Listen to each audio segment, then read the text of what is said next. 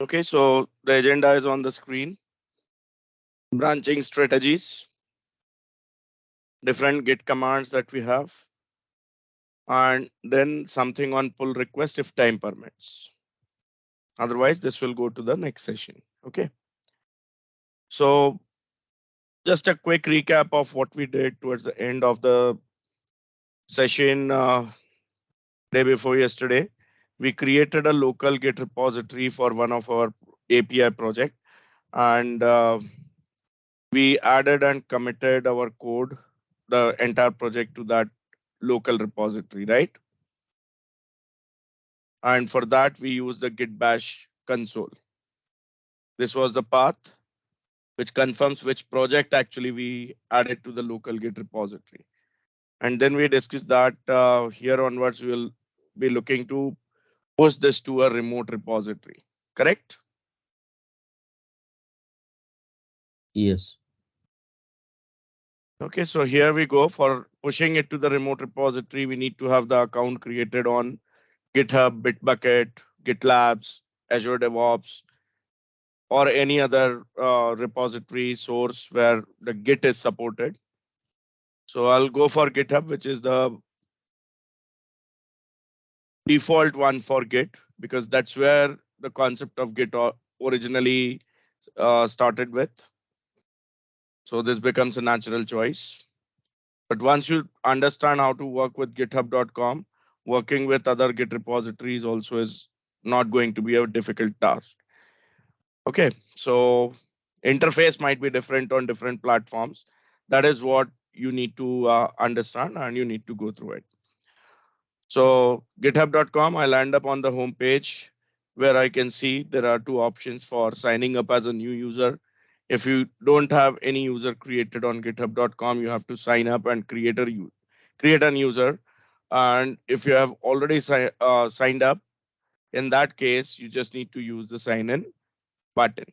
So here I go for sign in and I put in my username, email address, whatever I configured while signing up, and then the password, whatever I set.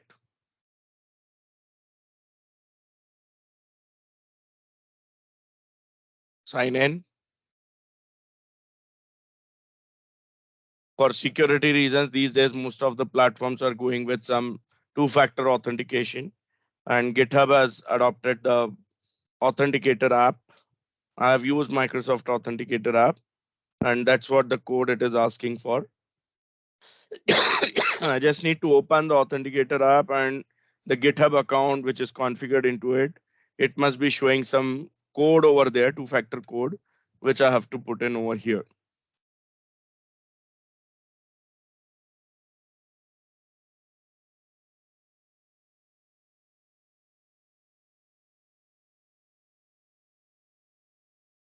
Okay. And just click on confirm.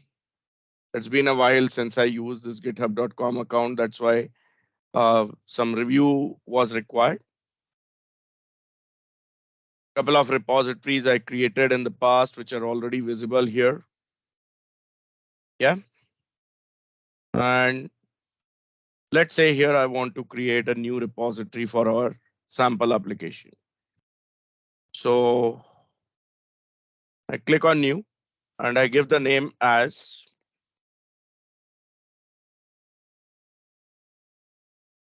my username by default will be used as a prefix for the repository. So full URL will be https://github.com/ the username listed over here / whatever name you give over here. So let's say I call this as Quinnox -repo.git,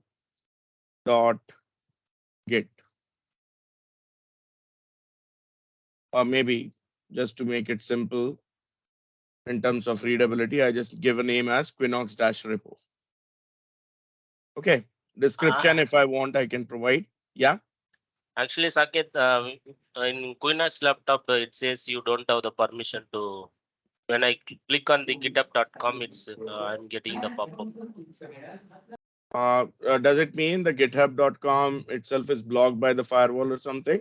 Yes. Uh-oh.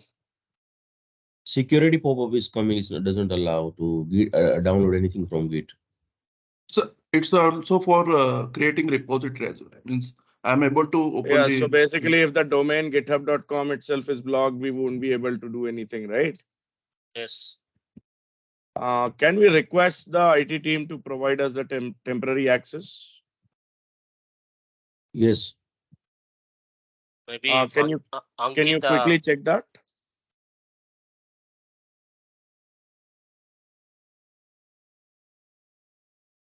Let's wait for 5-10 minutes and just get it done.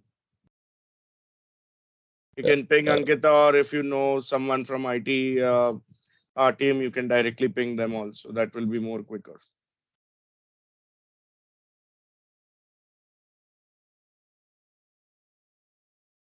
One second. I'm ping to one guy. Yeah.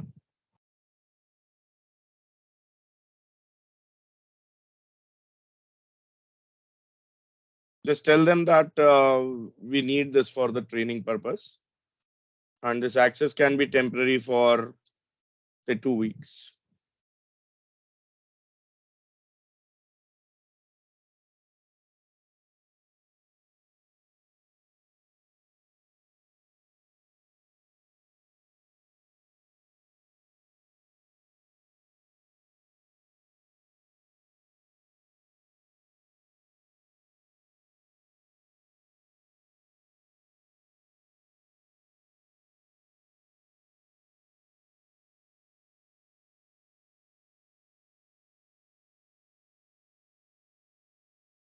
Yeah, I just ping him. If he respond, I will notify you.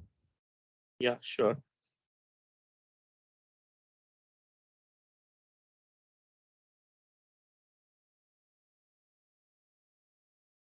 Loop in Ankita also so that it can be expedited. This is a second. Oh, oh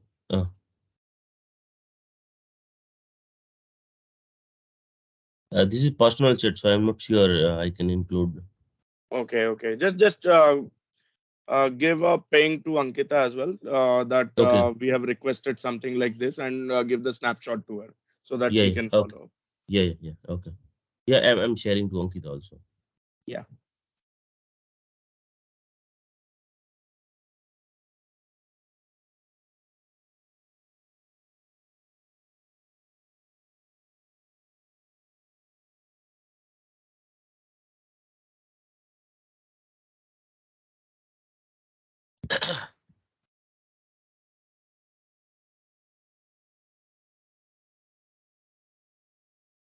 anybody else in the team able to access that github.com?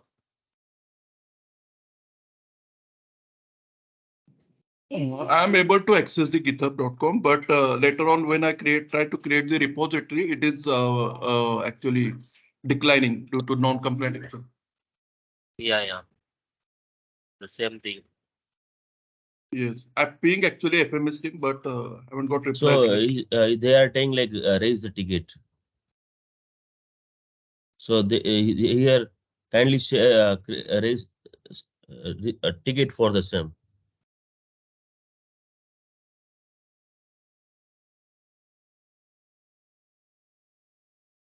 Yeah, that will be Hello. better, in fact. So it will be attended quickly. Yeah. So they provide support, but we need to create ticket from platform Yeah, owner. correct. Okay, we will create a ticket for the same. Yeah.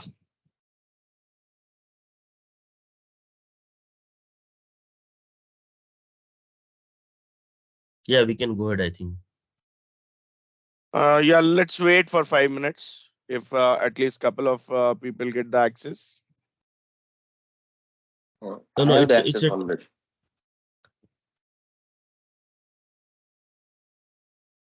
so So uh, it's a Yeah, little one by bit one. time taking process. Like Okay. once it will approved by manager, and then after that I uh, understand.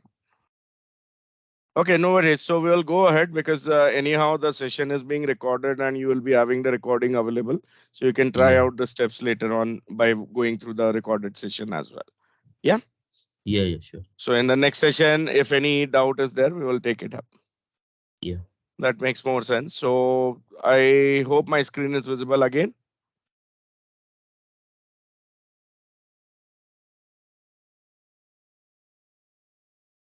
yes, Okay, so this is the name I have given. Description optionally you can provide. Usually it is recommended to give description when you have too many repositories. And you might have multiple projects with the similar matching names. So to avoid the confusion about uh, which project is what and which repository is about what, probably in that case the description will come handy, right? So though not mandatory, but it's a good practice to have the description. Okay, for now I am just keeping it blank. The reason I'm keeping it blank is this is the only repository I'll be using for now, and there will be not there will be no too many projects as such over here. And then comes the important section like whether this repository is going to be public or private. When you make it public, anyone can see, anyone can uh, use your code base from your repository, anyone can search for it, but the commits can be controlled by you. So changes to the repository would be controlled by you, but you cannot restrict the view access to anyone in case of public. If you want complete control about who can see and who can use, who can modify, in that case, you can go for the private repository. Okay, so I make it a private repository for now. By default, the current user will be the owner of this repository, hence by default gets the access. And if you want, you can say that add a README file, which basically talks about the description of your project. So this could be a detailed description if you want. You can put that, and then here .gitignore file is created, which contains a list of what all things should not be contained into the or should not be considered by the Git while adding and while committing. So this is like ignore file list.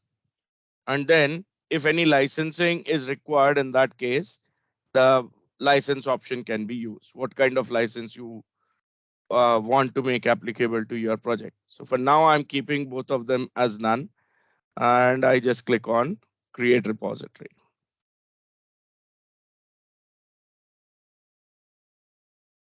Okay, here I get the option as I created a private repository. I can actually say add the collaborators to this repository. I can send the invitations by adding their email IDs and all, right? So here we have add people option where I can specify, and then each one with who is added as a collaborator over here most likely will be having the access for viewing, for modifying the content of your repository, and the access then can be further fine tuned later on. The permission management is possible from here itself, right? So you have the manage access section and where you can specify who can do what. But for that, first of all, you need to add the users or collaborators. Here, to set this up into your local computer, basically, this is the URL that you will be needing to work with. We'll get this URL copied. Quinnox-repo.git is going to be the path. And here you can see some samples are also there. Like how do I go ahead with the local stuff, and then how do I add the remote repository or map the remote repository over here, and then how do I push the local repository to the remote repository. So by taking a clue from here itself, we can actually go to the bash console and we can say, hey, this is the local repository. If I say dir, it should show me the current solution being there. And this is where the Git repository locally has been mapped. I want the remote repository also to be mapped over here. So as per the instructions given in that sample stuff, I can just use the command as git remote add origin and then the path of my repository which I just created. So here it goes, https://github.com slash my username slash the repo.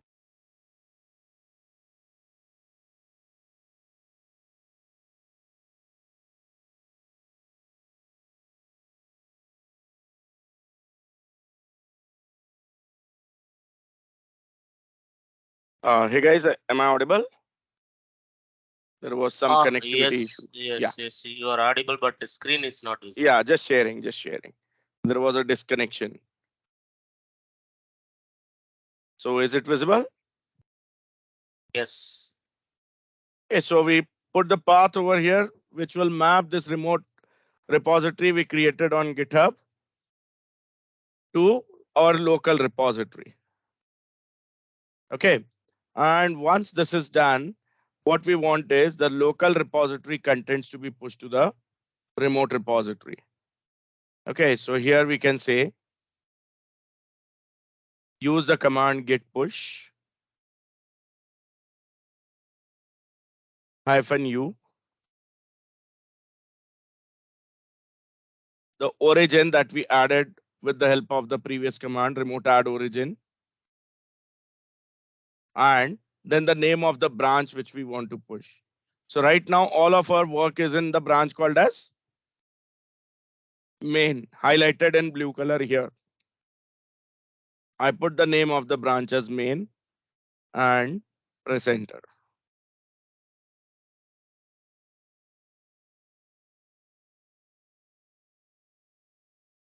So here it basically asks me to sign into the GitHub. First of all, there are two options. I can actually sign in with the browser, or I can sign in with some sign in code which I might have.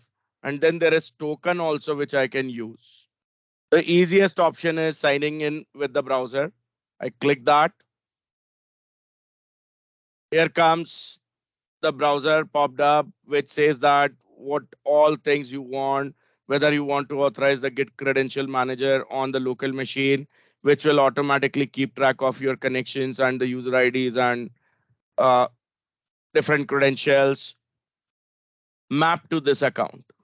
Okay, so I say, okay, authorize this Git ecosystem to be able to be linked to that repository or that account which I have created.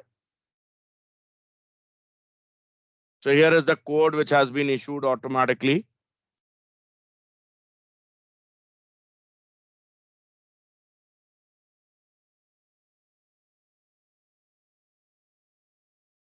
And here it looks like it has already connected and pushed all of the work to my remote repository. Where do I see that?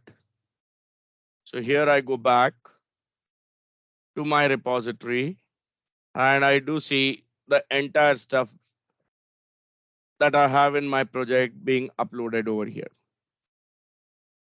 And see the comments which we included, the commit name that we gave on the local repository also is taken as it is over here also. Yes. What if I want to do the reverse thing? I already have a Git repository remotely in which someone from my team has committed some modifications, and I want my local repository to be synchronized with the remote repository. Instead of push command, which command I'll use? Pull command.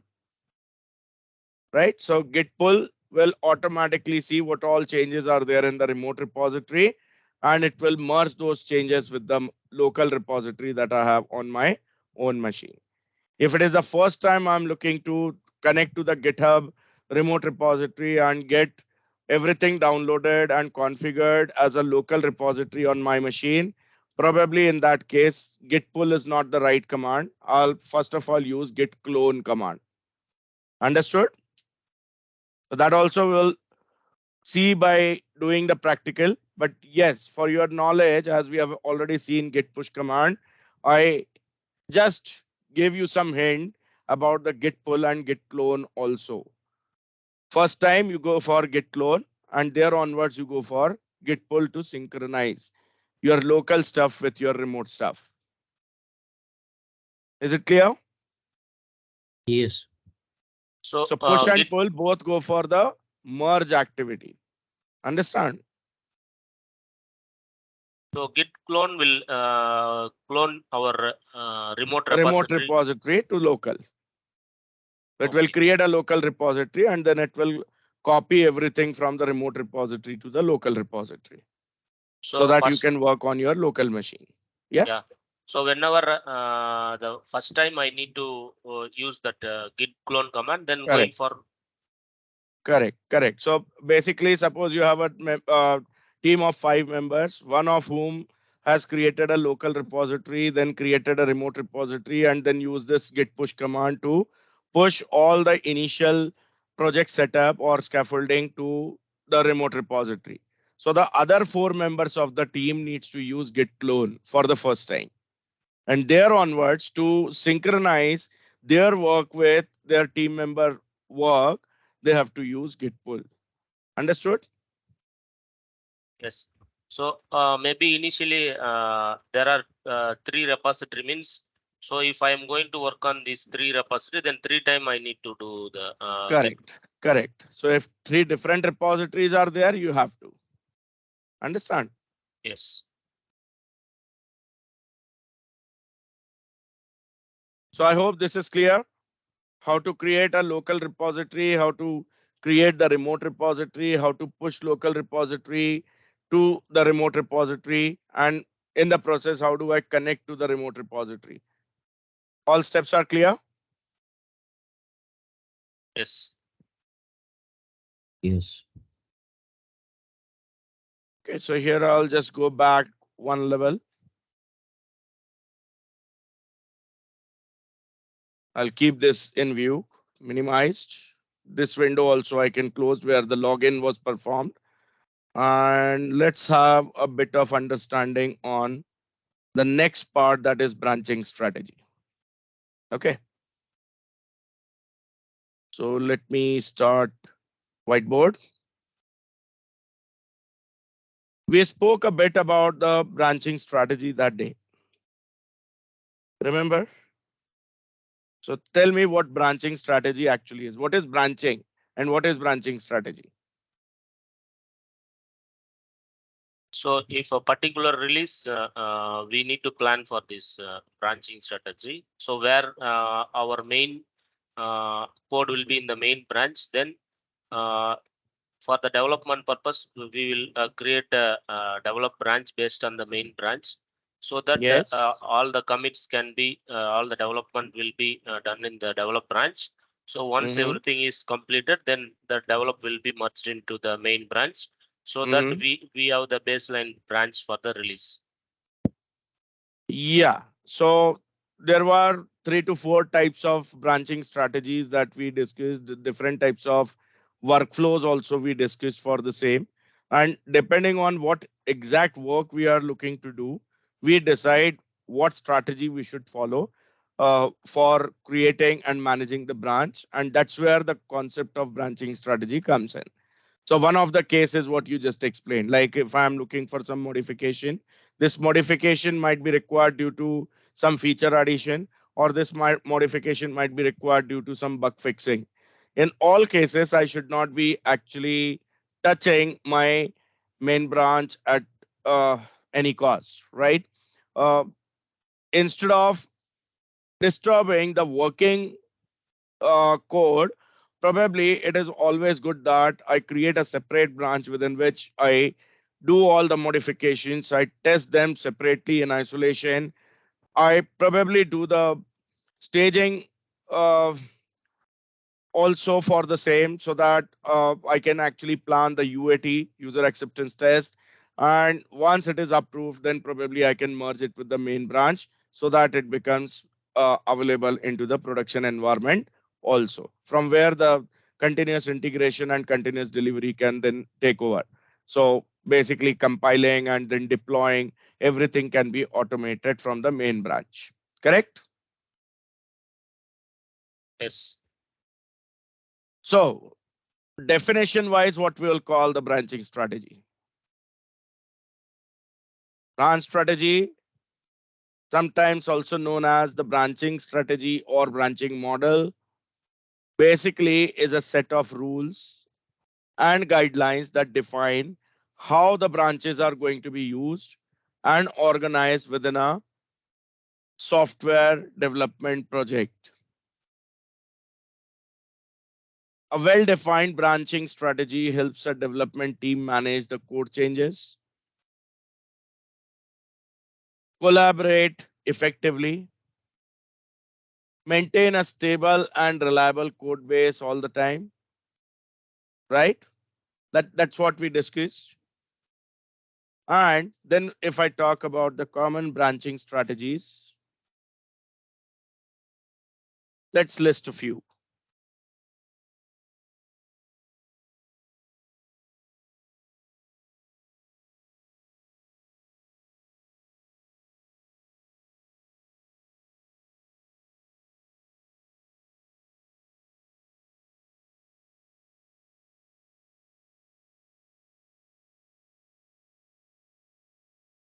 First one, we have something called as feature branching.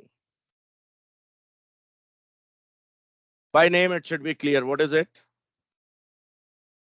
I'm looking to add some new feature, right? Each new feature is implemented in a dedicated feature branch. Once it is complete, probably when I say complete, it means that development is complete. Along with development, testing is also completed. UAT is also completed. And after UAT, I decide to merge it back into the main branch, main development branch. Now, when I say main development branch means it may not be the exact main, it could be develop branch. And then after the complete integration testing, I go for UAT with staging environment, for which I merge it with the main branch. And on the top of that, I might have actual root main branch, which is actually the production branch. I might name it as production branch, right? So what are the benefits of this? Each feature can be developed separately in isolation, which means parallel development of multiple features is possible. And there can be more easy and more focused code review and testing for each individual feature is possible. Yes or no? Yes. Next branching strategy, which is used apart from feature branching, is Git flow.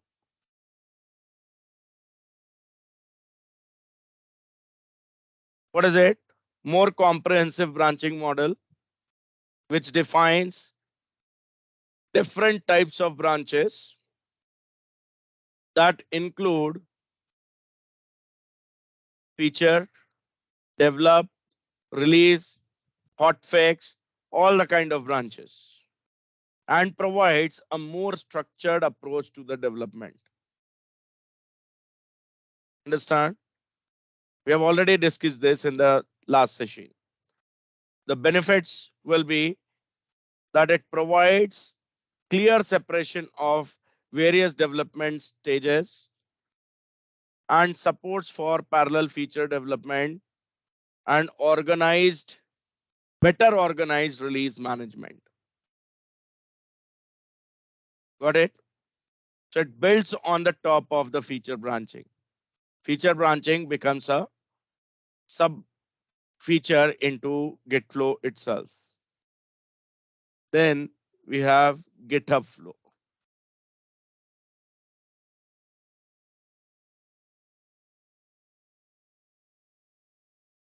It's more of a simplified approach that focuses mainly on continuous delivery. Developers would be working on feature branches, creating pull requests for code review, and finally merging into the main branch. Right? So small features being developed continuously and integrated continuously. The UAT is just happening simultaneously. So the releases, the updates will be much more quicker. This is something which is more near to the agile methodology, right? Benefits are that it emphasizes on continuous integration and continuous delivery, which targets smaller and more frequent releases and more straightforward collaboration. Clear?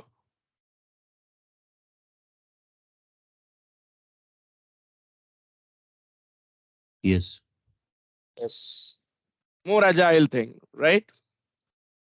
So if you are working on an agile project, most likely GitHub Flow is more suitable. Then there is something called as trunk-based development. We are using a term branch. The term comes from trees, right? Trees as branches, but the main branch which originates from root is not actually called as branch, it is called as trunk.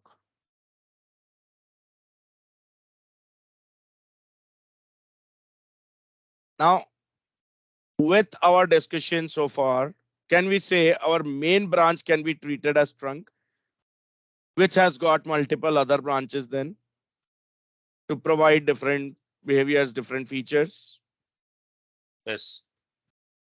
right? So that's what the focus is, the main branch. Okay. Definition wise, what we have is this strategy. In this strategy, developers would be working directly on the main branch, which is what we call as trunk. Feature flags or the toggles are going to be often used to hide incomplete or experimental features.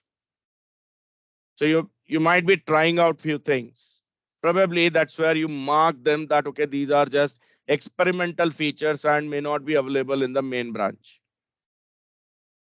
Okay.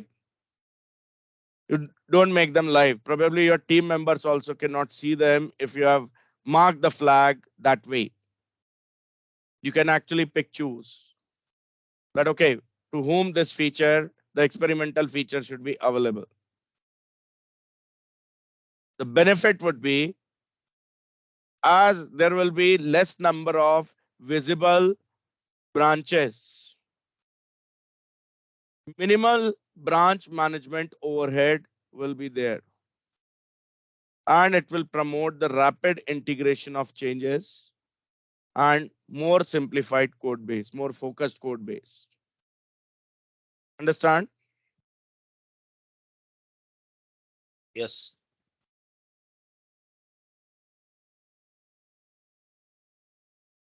Okay. Now let's talk about benefits of implementing the branching strategy.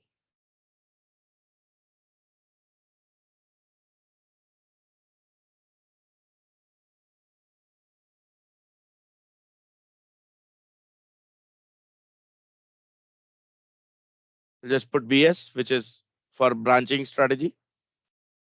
First one is parallel development or concurrent development. Different members of the team can keep on working on different branches at the same time. Some of which might be the new features, some of which might be the bug fixes, right? What it means is the team members need not wait for the completion of the work done by another team member. So this ultimately reduces the development bottlenecks. I will start my work when XYZ team member has completed his task. This is not the case here. We can just keep on working simultaneously. Sorry. Is it clear? Yes. Then one more point that we discussed was code isolation. Because independent individual features or the bug fixing is done or is taken care of by different team members, the code being developed automatically is isolated from the other piece of code or other piece of feature, which reduces the risk of the new bugs being introduced or any kind of conflicts in the main code base. Correct?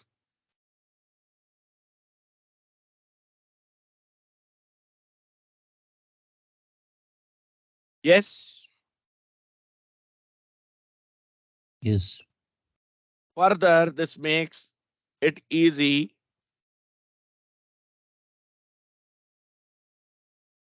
for the implementation to be tested. So in simple words, I can say one of the benefit is easier testing. The feature branches allow for isolated testing and any other QA efforts being made, which makes it easier to identify and fix the issues related to the specific features. It's always a targeted activity, right? The one thing we can see here is one benefit is leading to the other. Other way around, one benefit is depending on the previous benefit, right? Right? Right. Next is code review, where we make use of the pull request features or merge request features up to fullest. Sometimes we call it as pull request, sometimes we call it as merge request. Purpose is same. It all depends on which platform you are working with, which platform you are using. GitHub has got pull request as the term. Probably some other platform may have a different term like merge request. Like Azure DevOps uses merge request. Okay. Anyhow, it provides a structured way for the team members to review the code changes and ensure the code quality. Purpose of code review is that only, isn't it? Yes or no? Yep. Next is release management.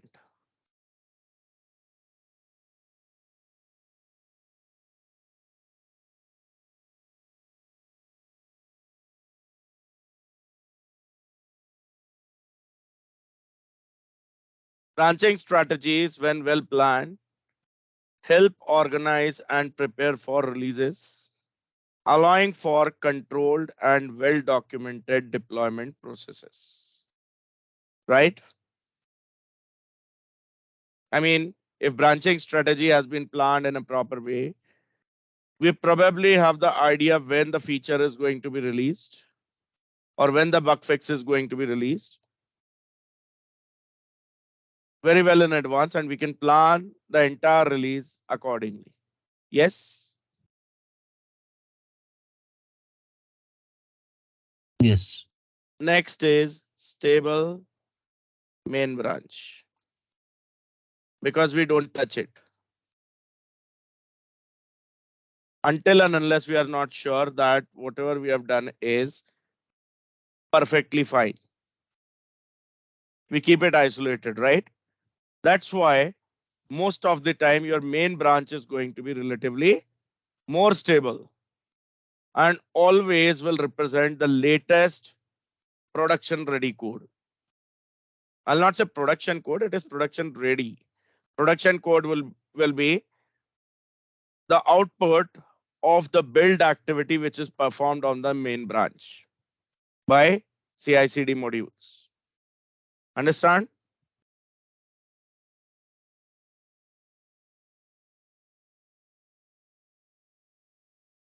Next is rollback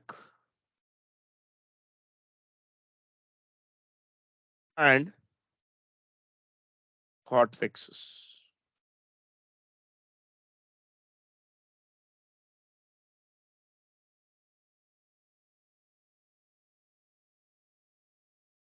So if you find any kind of critical issue, you can quickly create the hotfix branch to address the specific problem reported in the production, which ensures a smooth rollback process. If you find your hotfix also is not providing the solution, you can just roll back and go for a different kind of hotfix planning, right? Yes. That's a benefit we by default get with the version control system.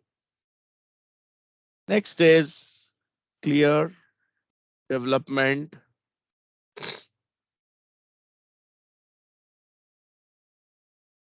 stages.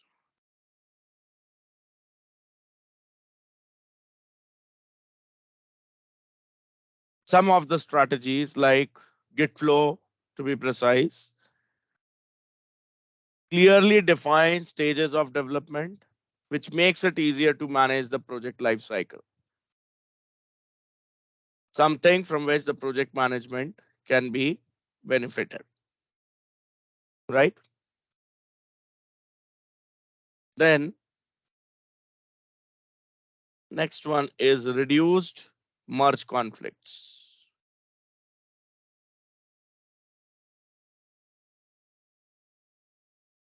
To understand this, first of all, we need to understand when do we face a merge conflict.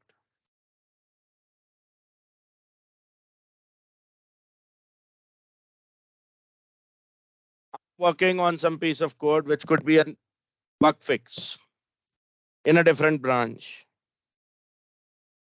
I keep on working on it for say next 7 days, 8 days. I'm doing a lot of things into it. I reach to a solution up to a certain extent, let's say 50%, 60%, 80%. But I just hold on the merging until and unless I don't reach 100%. Now, if it is a critical issue, the manager probably can assign the task of finding the solution to another team member as well.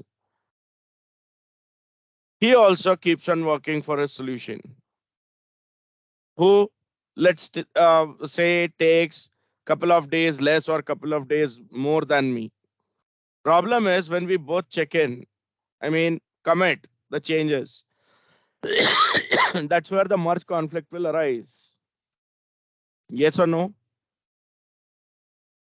Yes. Now, if we go for integrating the changes in an incremental fashion and which is more frequently done, in that case, the merge conflicts can be reduced a lot. Even if there is a conflict, it would be on very small amount of the implementation, right? And which can be overcome pretty easily by having a quick discussion also. Quick stand-up meeting also can provide a solution, what to be done in that case. But if the piece of work is big, probably it requires a lot of time and efforts. Yes or no? Yes. So what reduced merge conflicts is about? It is about integrating changes incrementally and frequently, right? By doing so, the branching strategy can help reduce the likelihood of complex project merge conflicts, complex merge conflicts in short. Yes. Yes. Next, collaboration. So ultimately, we are working towards better teamwork, which means better collaboration. So if the branching strategy is well defined, it automatically promotes the collaboration by providing some kind of guidelines for the team members to be followed, which promotes the consistency and the teamwork. Got it?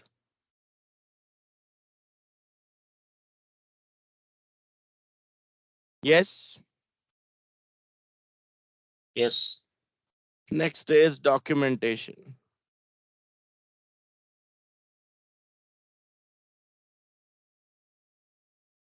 Branch names, structures, etc. can serve themselves as a form of documentation and can convey the intent and the purpose of different branches that you are creating. Yes. Practically, you need not write the documentation separately for all these things then. Saving your time, increasing your productivity. Correct? Yes. Next is risk mitigation.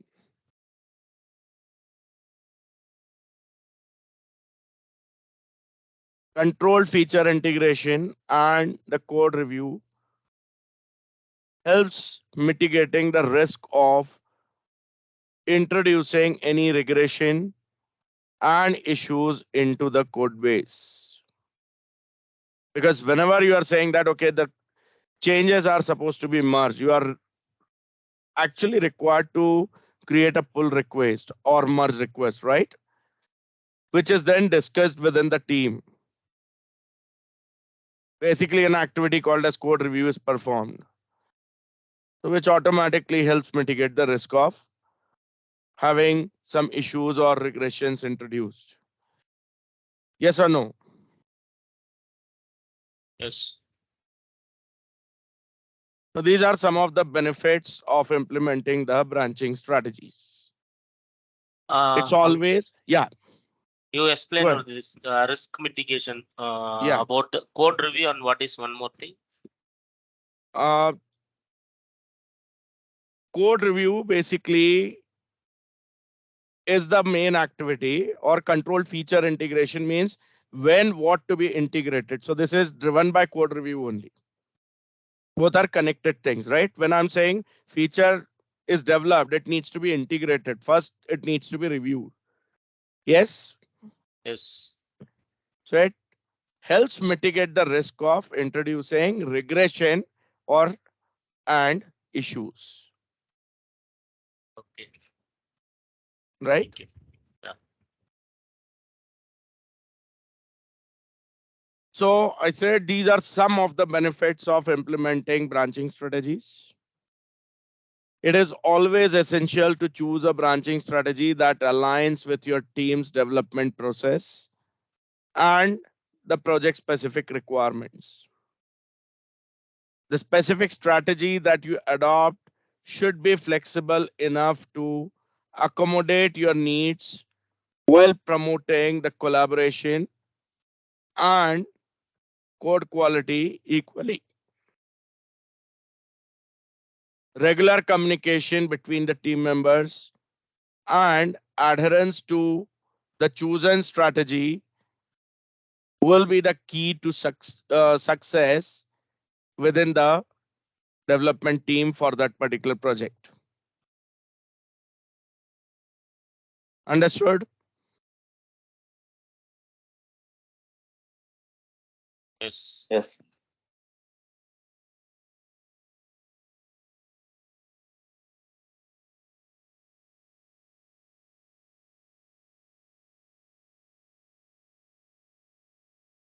Now let's talk about some of the best practices to be followed for the branch management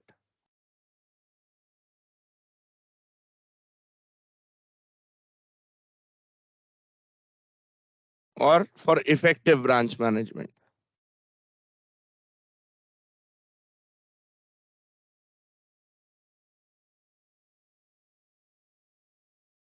Okay. Because we know the effective branch management is very, very crucial for maintaining clean, organized, efficient code base all the time. Yes or no? So the first best practice would be to use a clear and consistent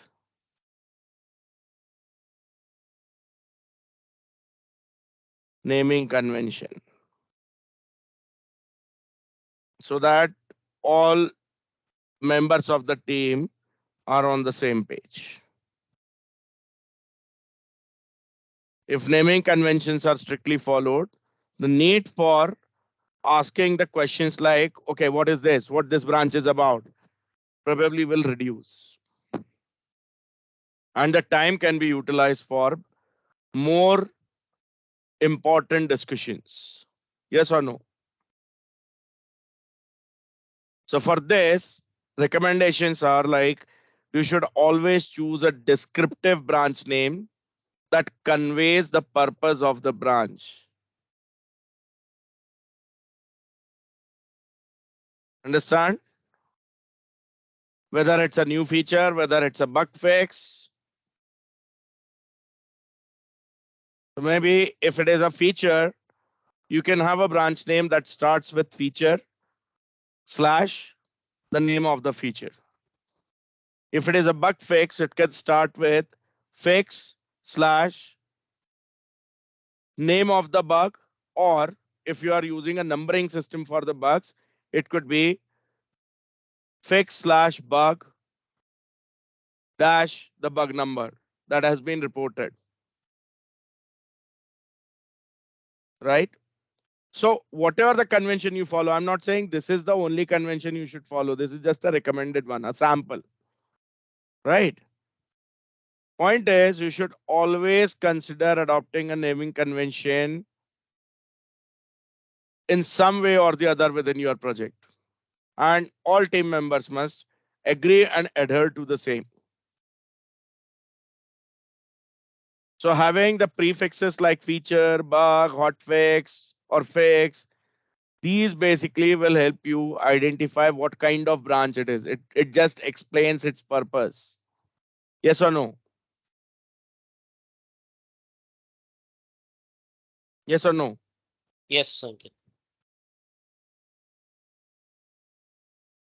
Next is keep the main branch stable. There's a simple requirement, right? We have already discussed about it.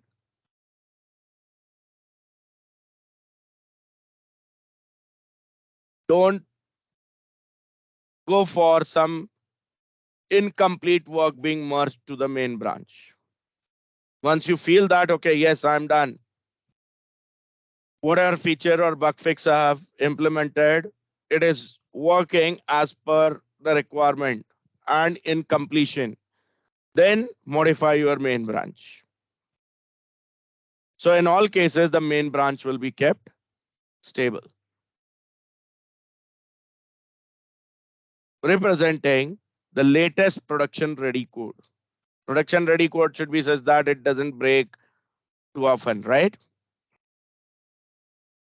Never ever try to make direct changes to the main branch. Always create feature or bug fixing branch, right? I mean, issue branch or bug fix branch for any kind of modification that you are looking to do. Okay. For new features, always create the feature branches. So that comes the next. Create feature branches for development.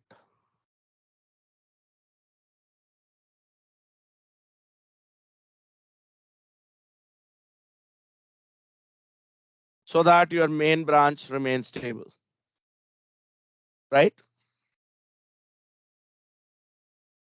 Once you feel that yes, the development is complete, merge it with the main branch. Next, commit as frequently as possible.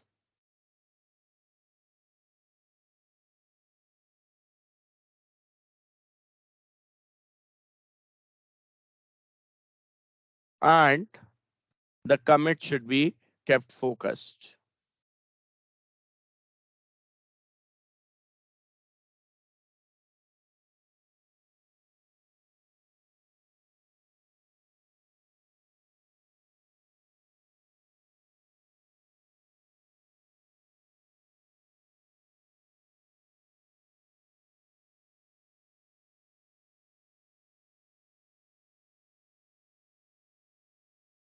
Okay.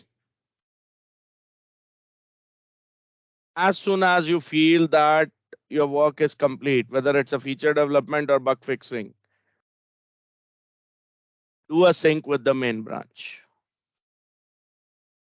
So what that says is regularly sync or synchronize with main branch.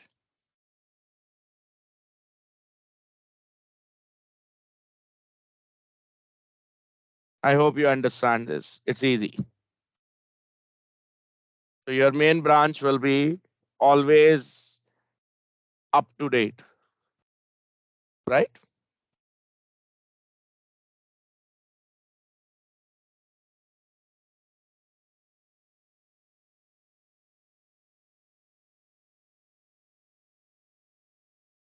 Now here, if you're working with the distributed repository, like local repository is there, remote repository is there, this regular syncing will also require you to use git pull or git fetch commands, followed by merge command to synchronize your version with what is there on the remote repository, so that you always have the latest up-to-date code, because it's a team development being done, right?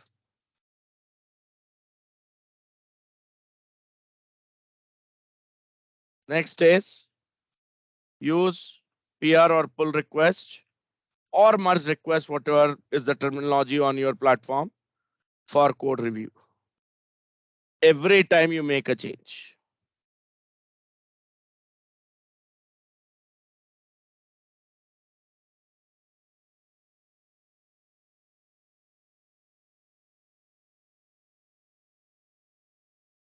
And then it is always a good practice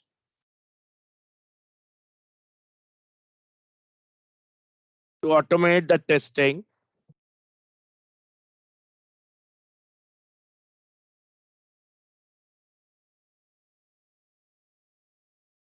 and continuous integration. TI for continuous integration, which then triggers continuous delivery as well. So I'll put it as this CI oblique CD.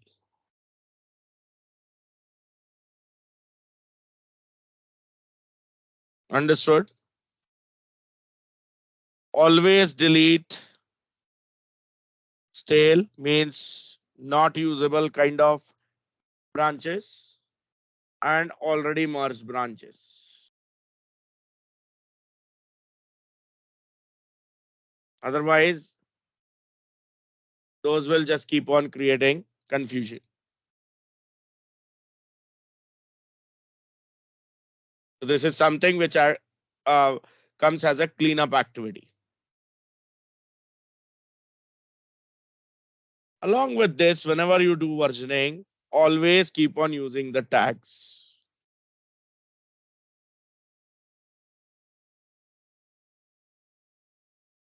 Tags are extra metadata, which probably talk about which version you have committed.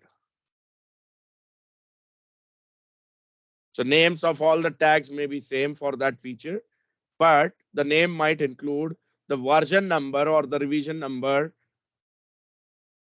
suffix. Make sense? Actually, I am not on where it will be used, Sanket, in the tags. See, when you commit, each commit will be creating a different version, right? Yes. That's the default behavior of your version control, correct? Yes. Now, how do you find out that in which sequence, which development was done? If you want to roll back at certain time, So either the naming should be clear, which explains that it may not have version number or sequence number, but it explains that, okay, this is something which must have been done after this. X is done after Y or Y is done after X. It should be clear. And that's where using the version numbers will be much more easier, right? Version 11, version 12. I by default know that version 12 has been implemented after version 11. Yes or no? This one will be giving while committing the code or While committing. While committing. Okay. Right? Because that's where the versioning will be originated, right? Yes. So whenever you want to roll back to a specific version, it will be easy. I can say, okay, I am on version 13 right now, but I feel that the work done in version 11, 12, and 13 is not something which is living up to the mark. I want to revert back to version 10. So that's where the tag will be useful, right? Yes. So manually, how we do this? We probably maintain folders with some version number into the name, right? Or maybe we include the date into the name, right? Yes. Project backup and current date. So anytime I can just revert back to whichever version I want to revert at that point in time. Yes. Make sense? Yes. Okay. So next is document your branching strategy.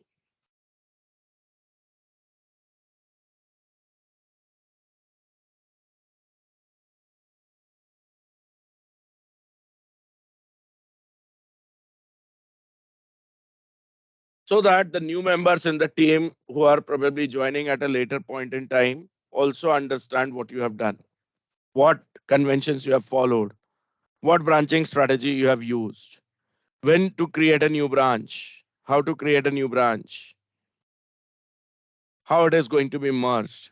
This is something which the new members in the team will probably will understand. Yes.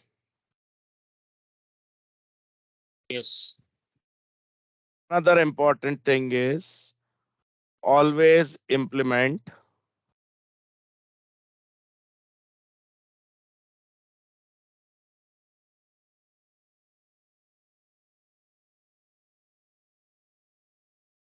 access control. One point we discussed earlier also, so that we can control who can do what, who can modify which work, right?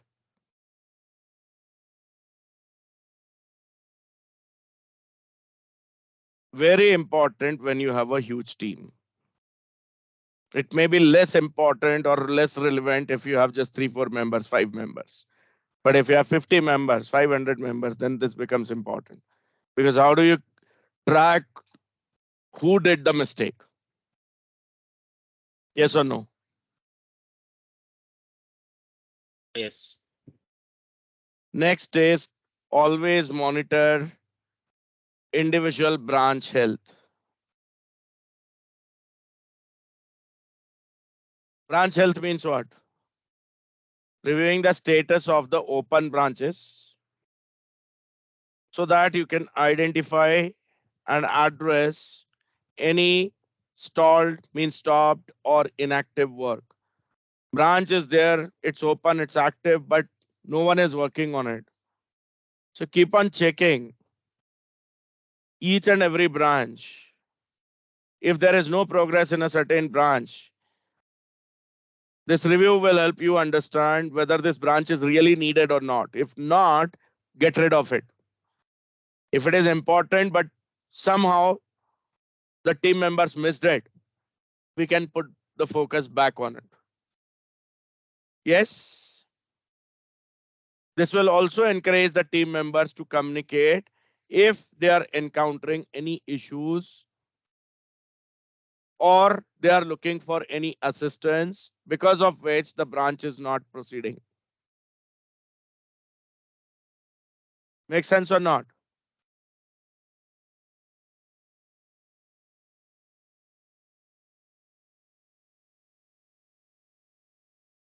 Yes. Yes. And then, though I'm putting it as last, this should be actually the first best practice. Consider branching strategy wisely.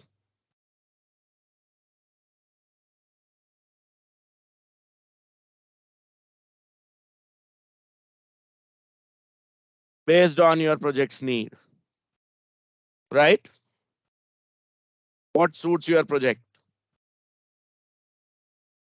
So if you are doing the branch management effectively, it will help you streamline the development process, reduce the conflicts, maintain a clean and stable code base all the time, right? Beside this, consistency and communication among team members are always going to be the key to successful implementation of these best practices. Be always open to adjust your branch management process as your project evolves and your team needs, project needs also change over time. Understood? Yeah, Saket. So who will Yeah. be involving in all this and they will communicate to the development team? Technically, each member of the team is responsible for it. Lead is taken by someone senior in the team. Possibly could be a team leader or module lead or project manager. But eventually it is the duty of each and every team member. If I am stuck as a team member, I need to communicate, right? Yeah, the lead's responsibility in addition will be if someone is hesitant to communicate or is not communicating for whatever reason, they have to encourage team members to communicate. Usually new members are, a little bit hesitant. They may not have mixed up well with the team yet. Few people need some time to gel up, to mix up and open up. So that's where the role of a leader and other senior members of the team increases. Yes. Oh, but all these branch managements and all these points. So everyone will be involving, or only the architect on the. See, architect will define a path, right? Implementation of that path in correct manner has to be ensured by the leads. But then walking on that path, following that path is the responsibility of the members, team members. So again, I will repeat that at the end, it is a joint effort. Though there are roles defined, but if you take and divide this role among all the team members, it will be much more better. Because if I talk about the number of leads, how many number of leads will be there in a team? Compared to the other team members, their count will always be less, right? Team lead might be leading a team of 5-10 people. Module lead might be leading such 5-10 teams. So again, the ratio will be always saying that the team members will be higher in number. But then these team members also might have some senior people who are already aware of the practices and who are probably looking to go to the next level, can take the lead for small things. So it's a collective effort at the end. Understand? Yes.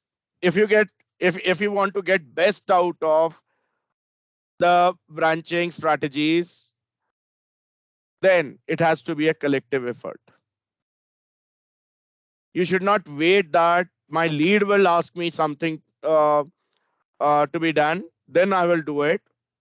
If you see that, okay, this is the need right now, you can take the lead and talk to your team lead or module lead that, okay, I feel this should be done. Have a discussion, have an open discussion. If you are not a decision maker, at least the discussion can be originated by you, right? Yeah. That's what I'm saying. So that's the collective effort, right? Because at the end, everyone wants that the project should be successful. Correct? Yes. That's the common goal. Okay. Yeah. Thank you. Okay, so time for a break. We'll resume at 11:20 and we'll see some practical implementation of branching. Okay. Thank you.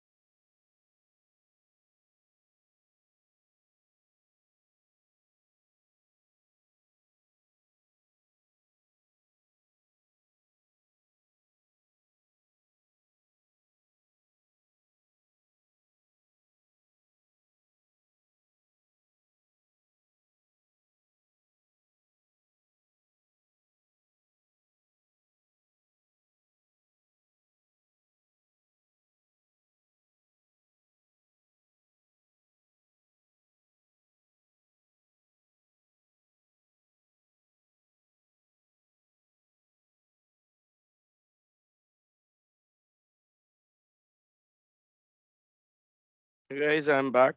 Shall we proceed?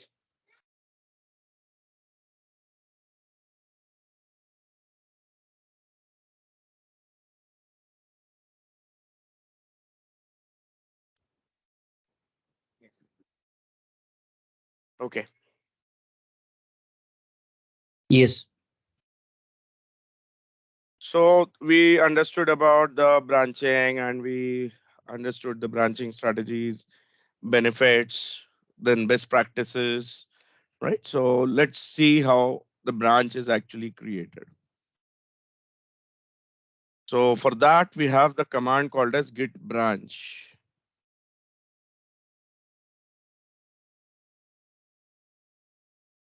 If it is a new feature, as per the recommendation, the name that we use is suffixed or prefixed with feature, followed by the feature name. Let's say uh, the API project which we are using is something like that works with department data. Apart from department, let's say I'm looking to have another API for employees also. So maybe I can name this as employee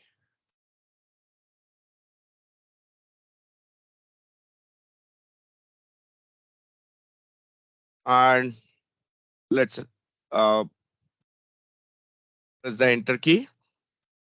So the new branch is created and then I want to check this out so that I can work out within it.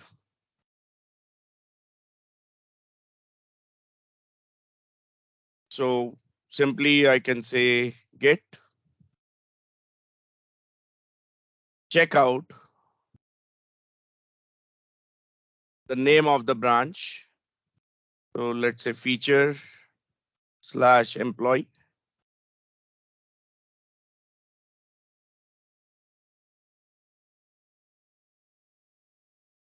If I want to switch to this branch directly and while switching, I want to create that branch as well. There is a command get checkout -b followed by this name. So it will create the branch if it doesn't exist and will check out automatically. Otherwise, you can do it in 2 steps also like what we did. So the command which I said to combine these two is get checkout space -b space the name of the branch. Okay. Let's press enter here.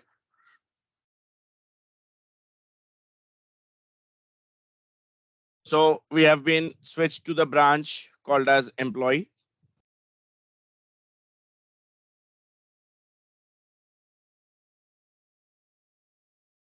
Within which we can start making the changes now.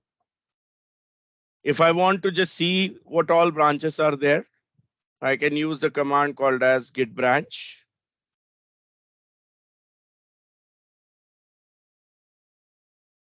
It says that there are two branches, main and feature slash employee, wherein feature slash employee is the current branch I'm working with.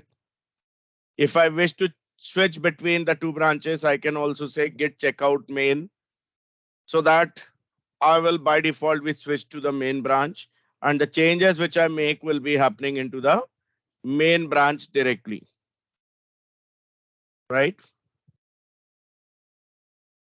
I can delete the branch also by using git branch command followed by -d. Okay.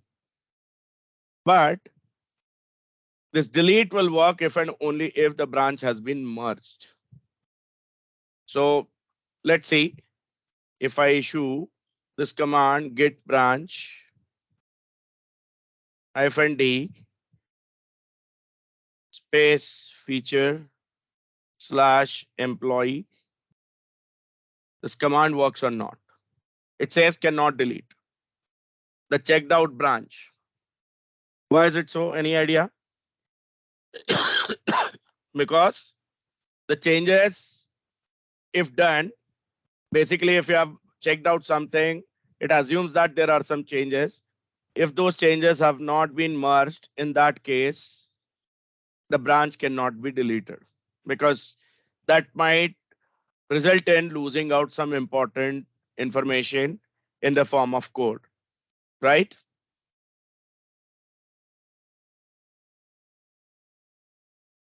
Understand? Yes. So how do I merge? To merge it to main branch, I first switch to main branch, git checkout, main. Then I say git merge, the name of the branch to be merged in main. So feature slash employee is the branch to be merged in main.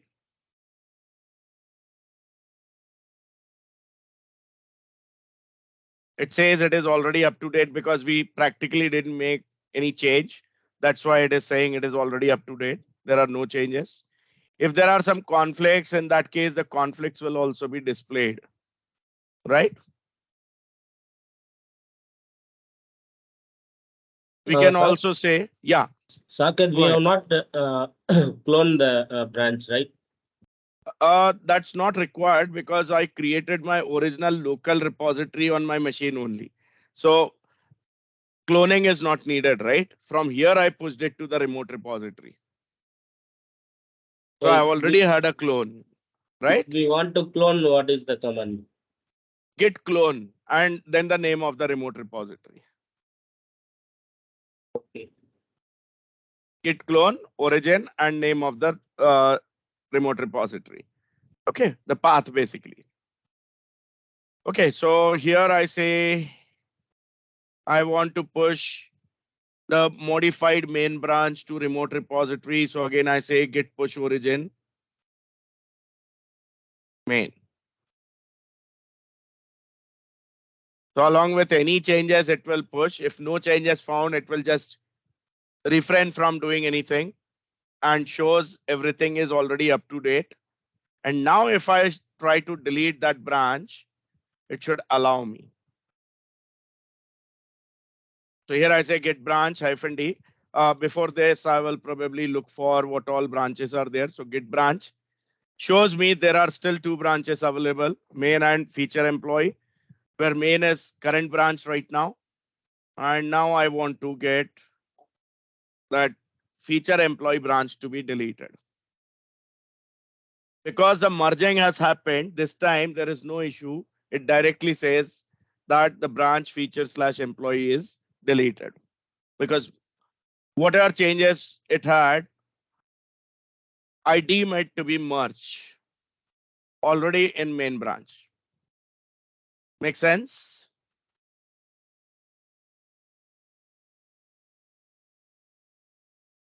Yep. So let's repeat that same thing once more. Here I say create a new branch, feature employee, and check it out. And I want this to be done in one single go. So here I say git checkout space -b feature slash employee. It will create the new branch and it will switch to it automatically. I want some changes to be made to this. So here I go to File Explorer, desktop, where I have the Quinnox folder, demos, web APIs. And this was the web API we added, right? I open this solution.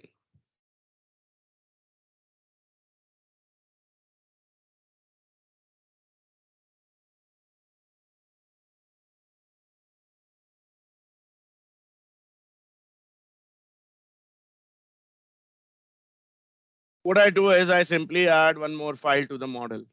Meanwhile, you can see here by default, the logs are there. This shows the integration with the version control already has started, and logged means the content as of now, whatever is available is already checked in. I want in the new branch that has been created, it to detect a new class file to be added. Let's say I name this as employee or EMP. Yeah. Yeah, Vivek this side. Saket, means for this project, if we go to add a new file in any folder, so I find Yes. that there also the lock is not coming. Only its plus icon something is coming. Lock is not coming. Yeah, I because that's tried it. not added to the source control by default, right? That is just a new file added locally into the project, Oh, just oh, like this, right? yes, So yes, here yes. what I have to do is I need to right click this and I need to say check in. So you have the Git integration already. I have the options like ignore this local item or commit or stash. So when I say commit, it automatically detects what all changes are there. So this is where the Visual Studio helps us. We don't need to actually use the commands on the command line at all. Directly, Visual Studio has got the UI for everything. Here comes the message that you might want to give. Let's say added employee model. I'm not adding any properties as of now, but adding this class as of now is enough, right? I can add more properties to this. Whatever number of members I want to add, I can just add to it. Yes or no? Yes. Once I'm done, I can say check in this. So what I did for this, right click, git, commit or stash, where I gave this message, and then I can say just commit it to the local repository. If I say commit all and push, what does it mean? Changes will be automatically pushed to the remote repository also. Understand? Yes.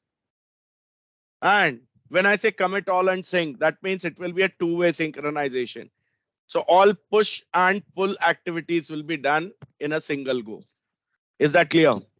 So from command line, can we do this push and pull Of both in a course, sync? yes. Of course, yes. So there is a sync command, git sync. Okay.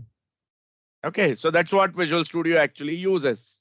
Here Okay. I just say commit all. That means locally the repository will be updated. Understand? Yeah.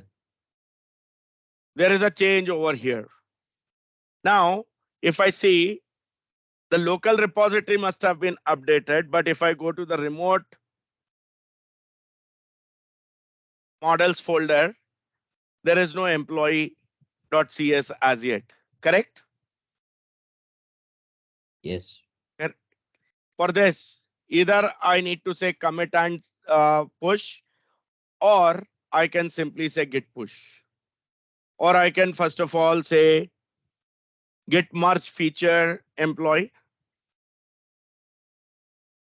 And then I say git push.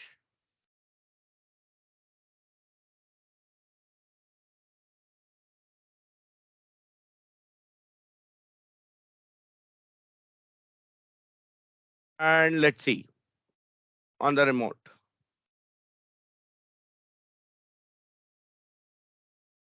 Okay. Somehow it has not detected this file.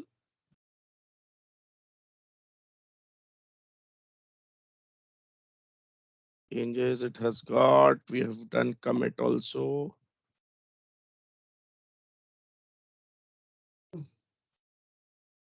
What I'm missing.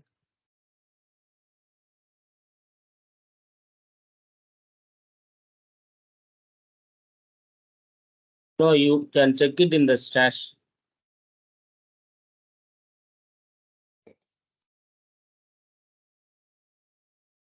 Yeah, but I believe the commit should have just walked over here. Actually, we have to stage and commit.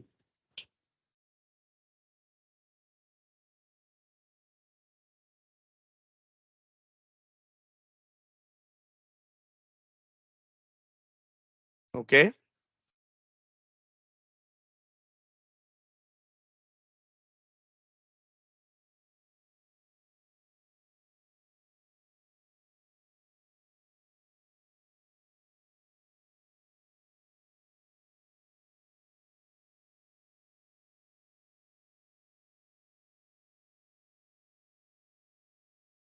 Yeah, right click on the employee and stage it.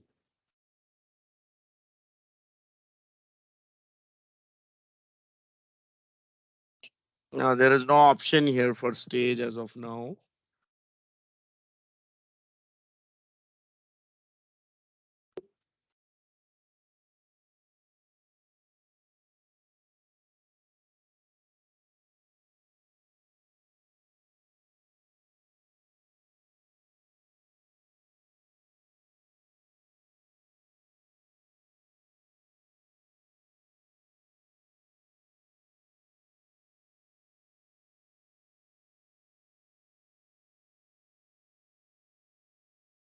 Some step I guess I've missed over here.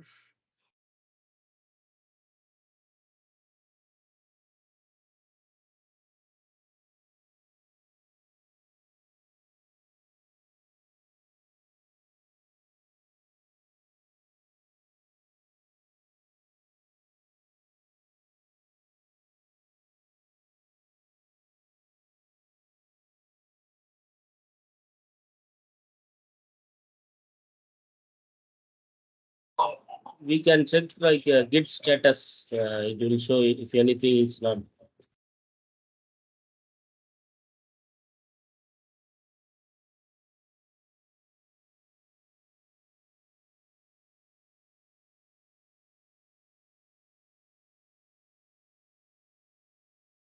Here it is taking it. Okay, so we'll say git add. Ideally, Visual Studio should have done this git add automatically. When we commit, it should do that. Git add and then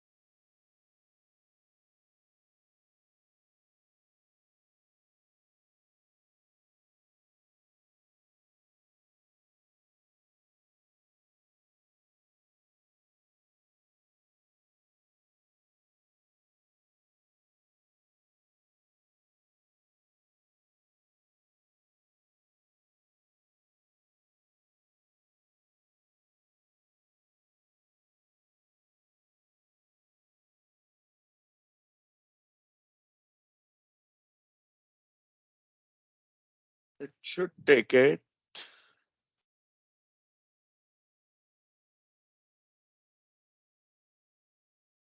Was also done. Git push is also done.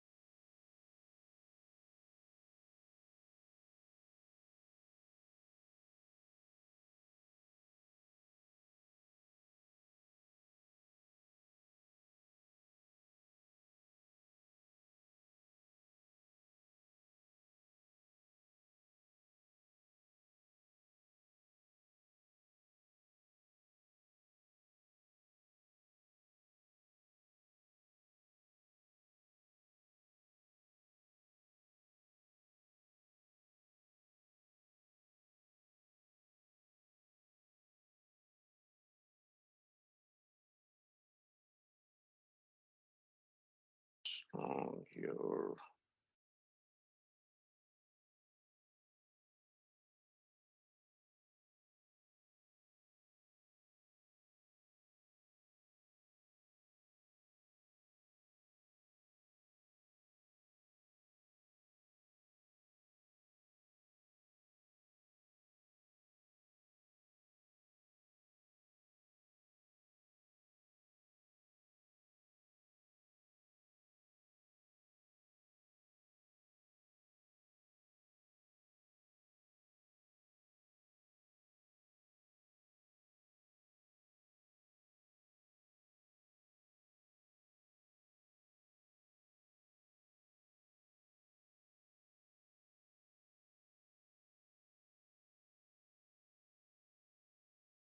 okay.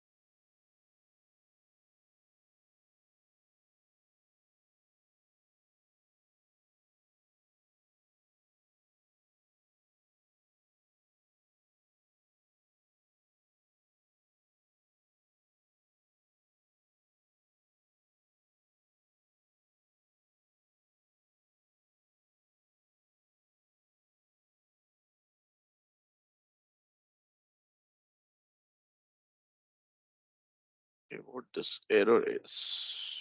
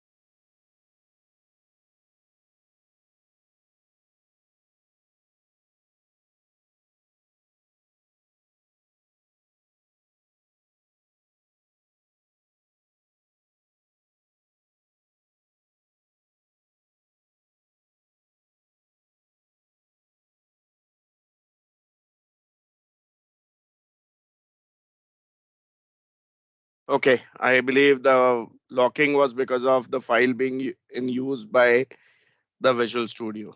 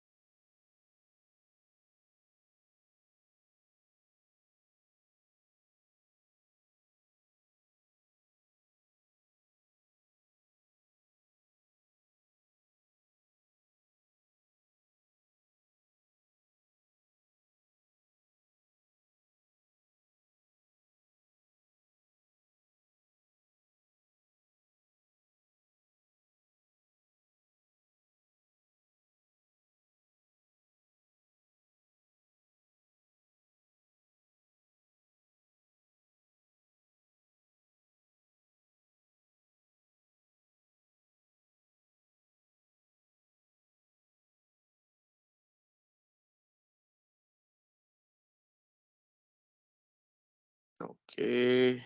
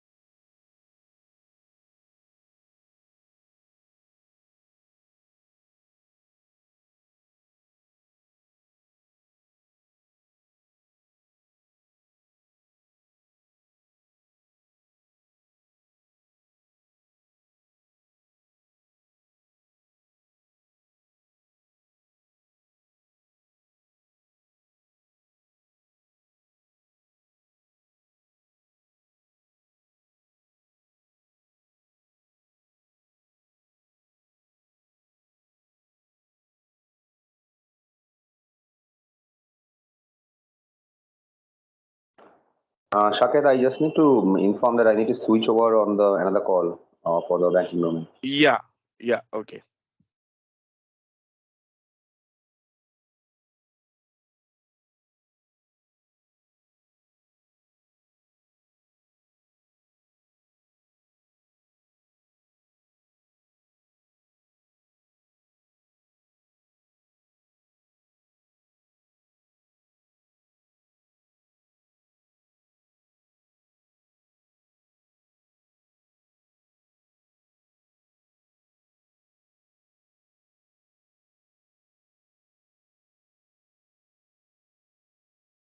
It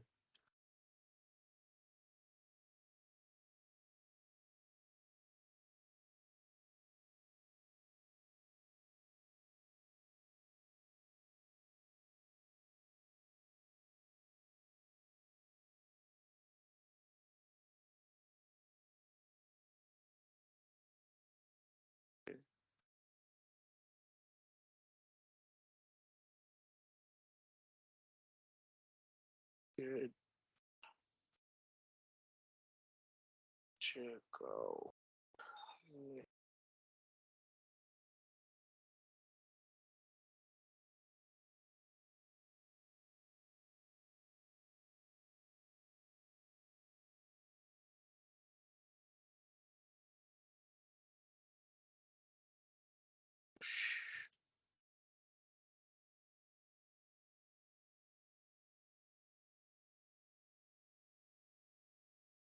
Gentleman. And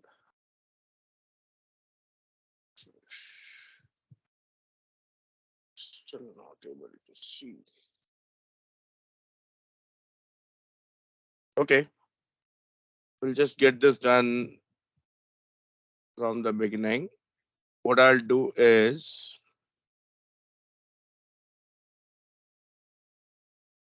we'll take a new project altogether.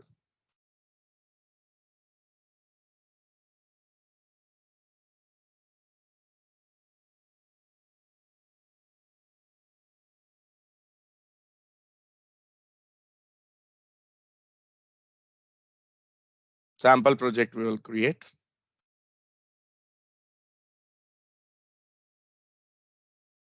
Web API is what I'm looking for. Core Web API. Next, let's name it as Web Application 1. Next, all good. Create.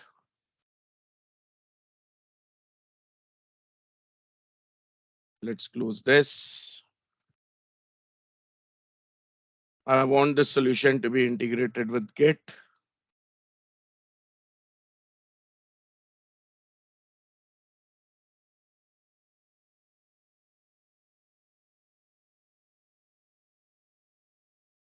So here I say Git, create Git repository. Local path is this Web Application 1. So this is all we did with the commands, right? Account is Saket Karne, GitHub. Owner automatically taken, repository online also automatically taken, description, and whether it is going to be a private repository or public repository. If this is unchecked, this is public. If it is checked, it is private. And if you want to push your code to GitHub, so I can just say create and push. It will create the local repository and will push all the changes also.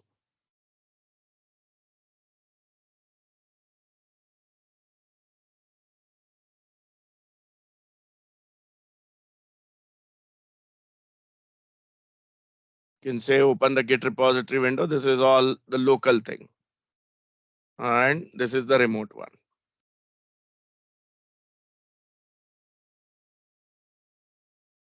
Right, so let's go to Quinnox repo or one level back, in fact. Just say refresh. Here is the new repository, Web Application 1. And here, if I go in, I have everything. Okay, so this is all Visual Studio thing now.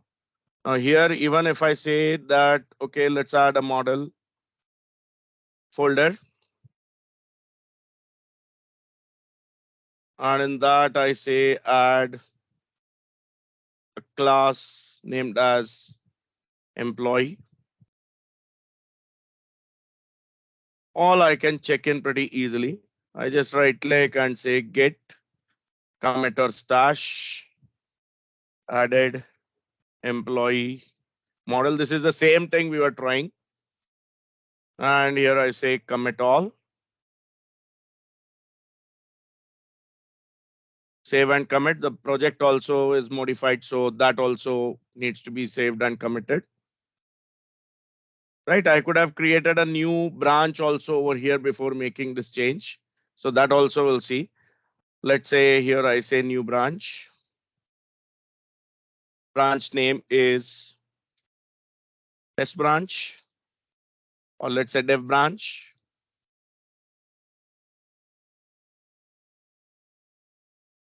Based on men and checkout, so make it current. And then I add another class over here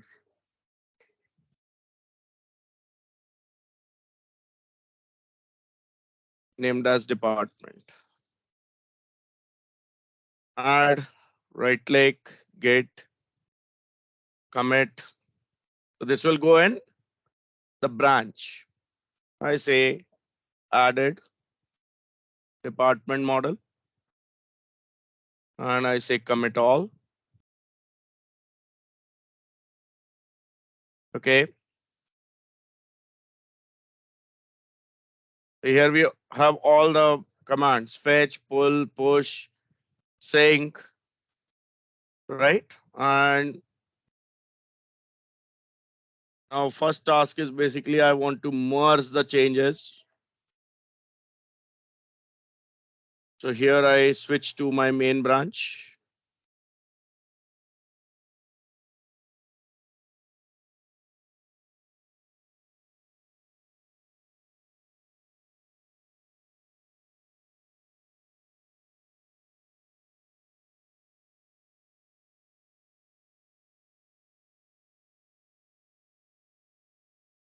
Here we have the option for merge dev branch into main, right? So it was automatically detected the merge will change one file. Practically that's department model. Merge. My main branch is still checked out. We have the option of checkout also over here. And then we can say push it. So directly push option is here. Pushing main started. You can see all the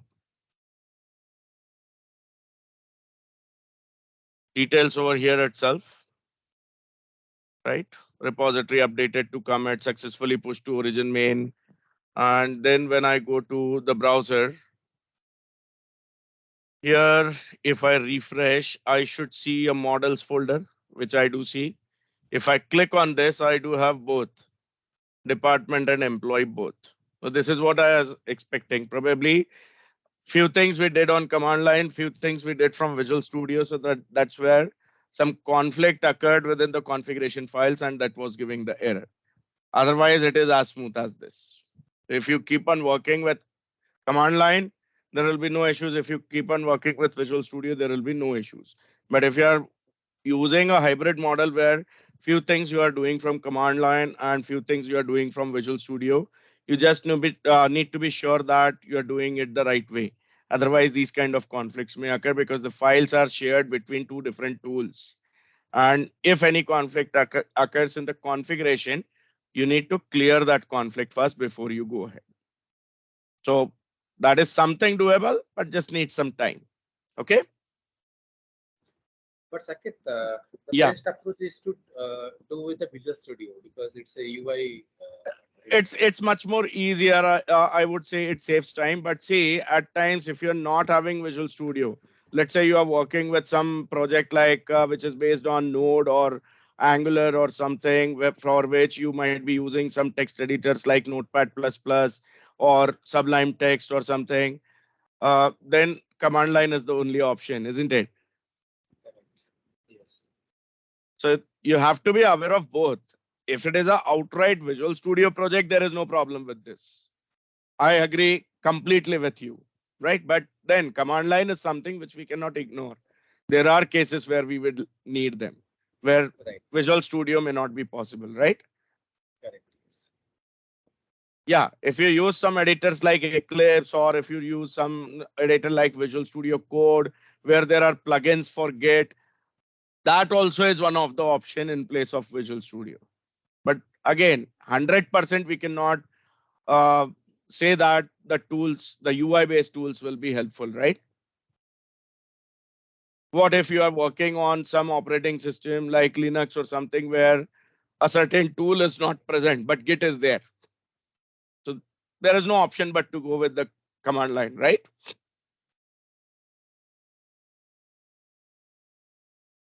And these are all CLI commands. So whether it is Windows or Mac or Linux, commands will be the same. Understood?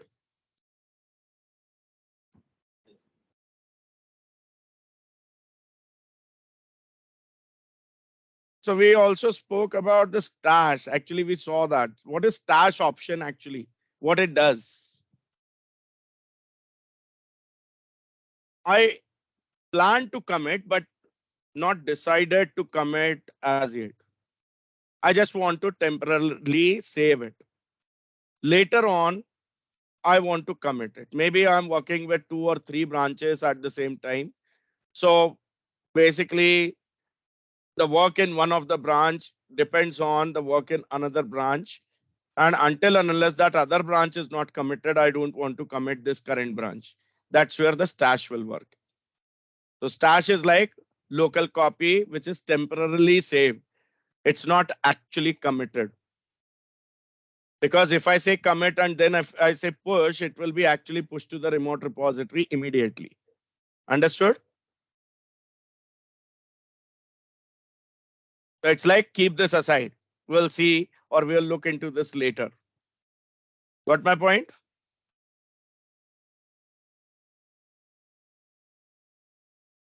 Now, we also discussed about pull.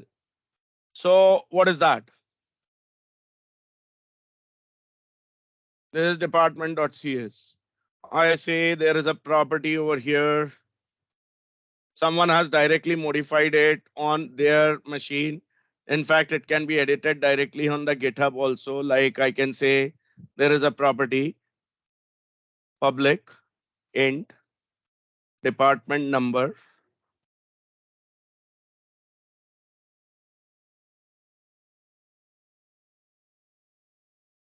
which has got get block and set block. So this I can consider as some other team member has modified it in his copy and committed and pushed. So here also I have commit, right? I have the commit message and everything. I have to follow that same thing here. So someone has done this. Okay. Now in Visual Studio, the copy which I have for department, will it be the same? Will it be the updated one? No. For this, I have to right click and go to Git and probably, yeah, better will be Git repository. And then there I can say,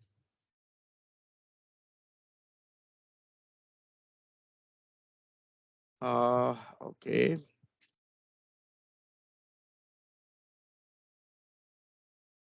Where do I see the pull option?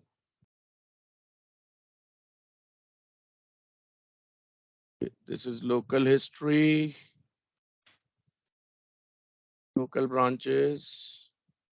This is only branch. Okay. To detect the change, so there must be a tool.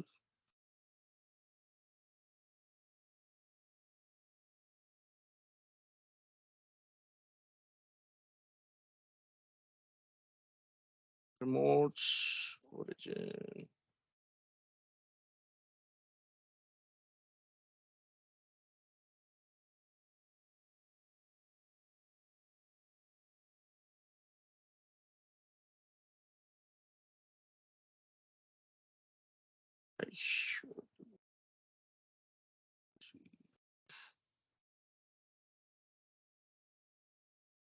Okay, I'm just looking for the pull option, get pull option.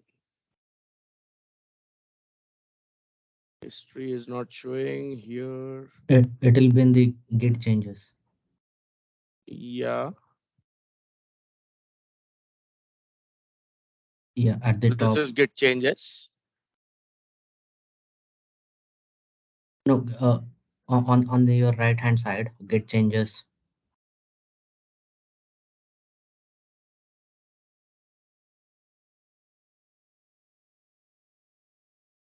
This is get changes window only. Yeah, at the top there's a down arrow. Right side, on your right side. There's a down arrow icon. This one, right?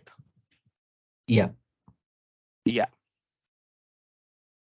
The UI also has some changes into it. Okay. Yeah, so it picked up this. And let's see the department.cs. So it has got it. This is pull request, right? Now, there could be a situation where I'm not looking to actually pull. Pull is actually synchronizing also. I just want a temporary pull activity. What will I do in that case?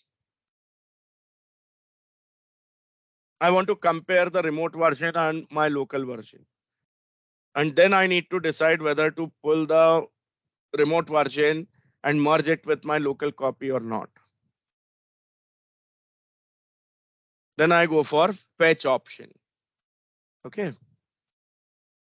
This is the fetch option. So one more thing we will add.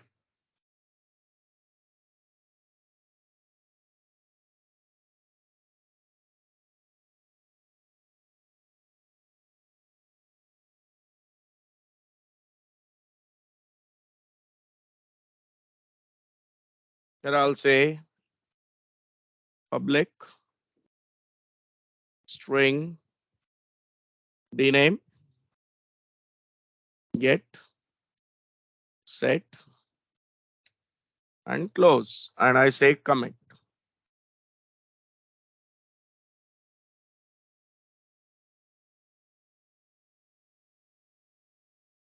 Okay.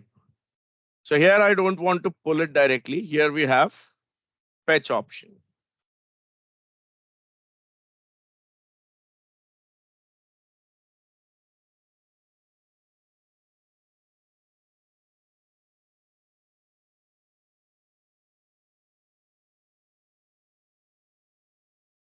And here we can compare in the Git repository window. Right? So this is my local copy and this is my remote copy. If I feel yes, this is good, I can accept it. This is where I can see the differences. Here I can see what is deleted, what is added. Right?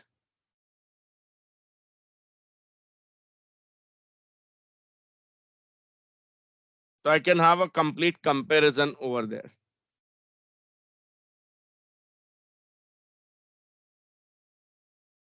Okay.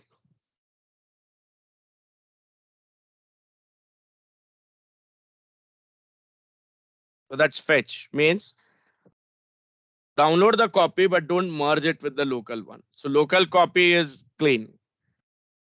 This is the same one. But now again, if I go to git changes and if I say pull, in this case, it will actually go and modify my local copy also. Yeah.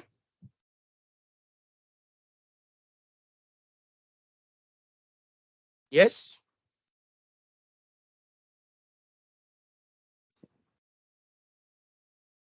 So here now other thing is you can see actually who is doing what, who made the changes, at what date, what time the change was made. Complete history is maintained over here. Got it?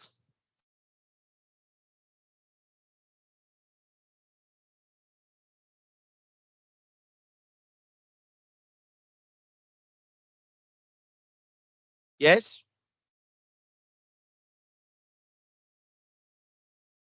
Yes.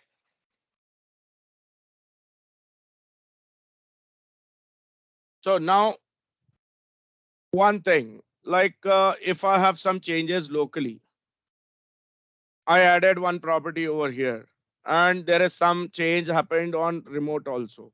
What should I do first? Pull or commit.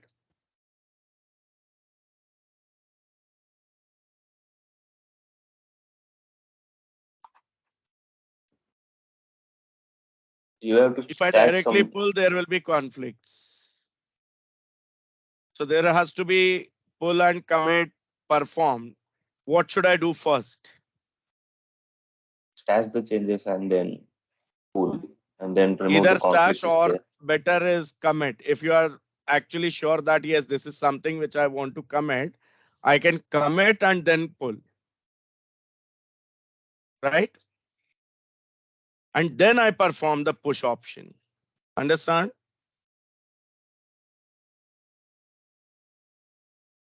So now I can perform the push.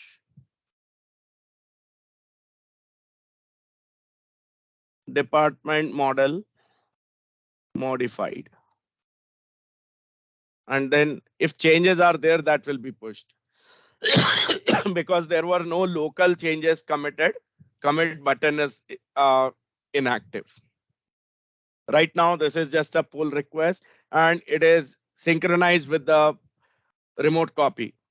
The local and remote copy are same. So there is nothing to be committed or there is nothing to be pushed. That's why push is not allowing me to commit anything. Understand?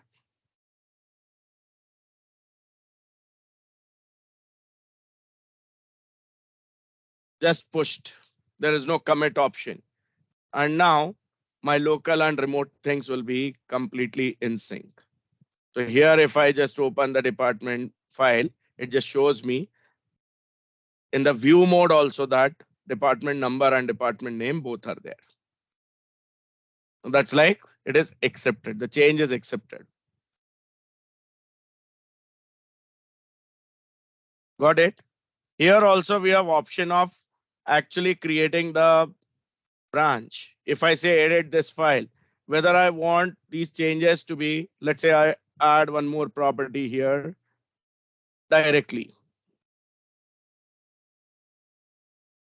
Public string location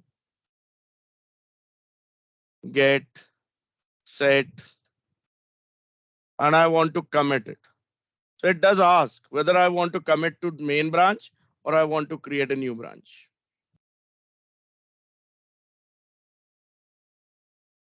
Right? If I commit to main branch, the main branch will be updated. If I say create a new branch, it will ask me the branch name and then propose changes. So again, the merge has to be performed in that case. Understood? So now I just cancel it, means this change will be discarded. I just cancel this. So even if you're editing directly on GitHub UI, the same process is available over here. Here you can keep track of your code, your issues reported. Security will allow you to set the access policy, right? You can just set up the access policy from here, right? The analytics, like what all dependencies you have, different tool sets are there. And then the basic configuration here, like what is the repository name, what is the default branch name, and so on. You can create rules, you can create the actions, right? Some automation support also over here, because as I said, GitHub ultimately provides some of the DevOps features also. We started from here, code. Issues reported, then they will come here. So you can open the issue and then you can work on that issue, you can close it. PR, if you create, it will be basically managed from here. So I can open the pull request and then I can ask the team members to review. So this is something we'll be looking at in the next session. Okay. We have different options then. So based on our requirement, we can just use them. So as of now, I see there is just one branch. If I want, I can create new branches from here also. Right? I was there in this view. Main branch is visible here. and its default as well. View all branches will show me the complete list because this is a small UI box, a pop-up only. And then here, if I click, apart from showing the branches available, I can actually say new branch from here. Create new branch, commit to the specific branch, and then probably you decide whether to merge it or not. And while merging, which branch the current branch needs to be merged with, all options you have. This is also UI based, and then you have the same thing available in Visual Studio also. So see here, we push something. So it says you can create a pull request from here. Right now, because the remote code and the local code is same, it most likely will show there is nothing to compare before being accepted. If you want this to be actually raised with PR, and then PR results or the decision taken in the PR meeting has said that okay, the changes are accepted, then commit should be performed, otherwise it should be discarded. You can create the pull request also from here, right? Hello, Saket. Yes. If we did some changes in the current project, the Yes. step it should be first commit, then we can pull from the remote Right, repository, then pull, then push. push. Oh, And there is an automated option also available here. If you see, if I click on these three dots, I have the option of sync, which we discussed, right? So what it does, first commit all of your changes locally, then you use this command, sync, pull, then push with. Understand? this will also work the same as we did Exactly. for separate pull push. Yes, yes. So you can do it individually, or else you can just automate that in one single shot. So on command line also we discussed git sync command is there, right? It is the same thing. Right. And all remote repositories you can configure from here. You can just keep on adding, right? Push URL, fetch URL, everything you can configure here. This is your local repository, right? So we got this from manage remotes. You have manage branches option also. So you can create and work with the branches. You can switch between the branches also. So there is a dev branch already over here. If you right click and check out, automatically that becomes the current branch. So whatever changes you make by default will be committed to this branch. You can delete the branch from here. You can rename the branch from here. You can create the sub branches also over here. You have the option new local branch from. Got it? So this window, Git repository window, is going to be important along with Git changes. Clear?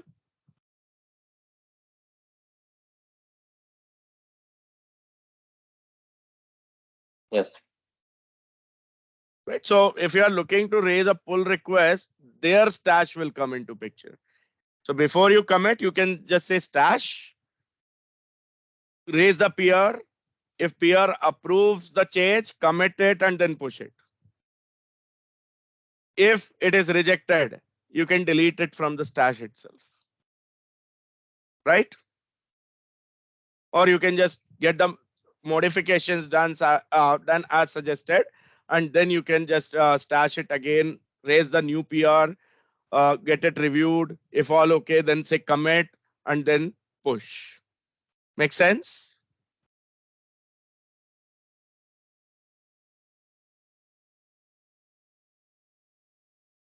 Okay.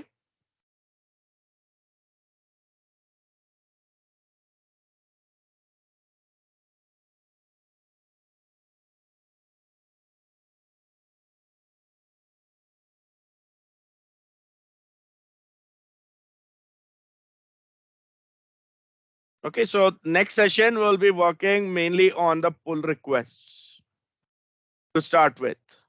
And along with the pull request, we will be working with Git workflows and CI/CD with GitHub Actions.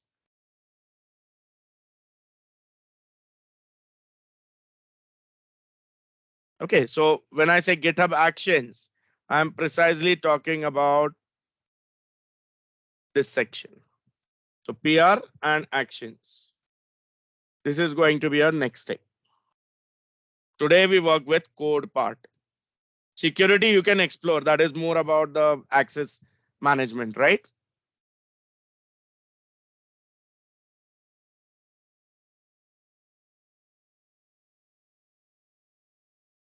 Okay, so that is it for today.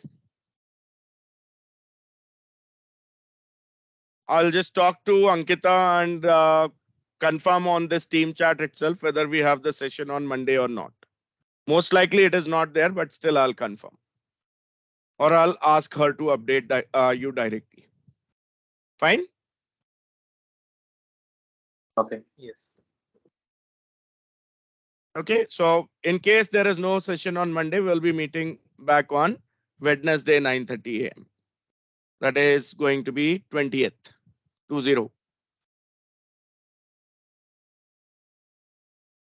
So bye-bye till then. Thank you. Thank you, sir. Bye.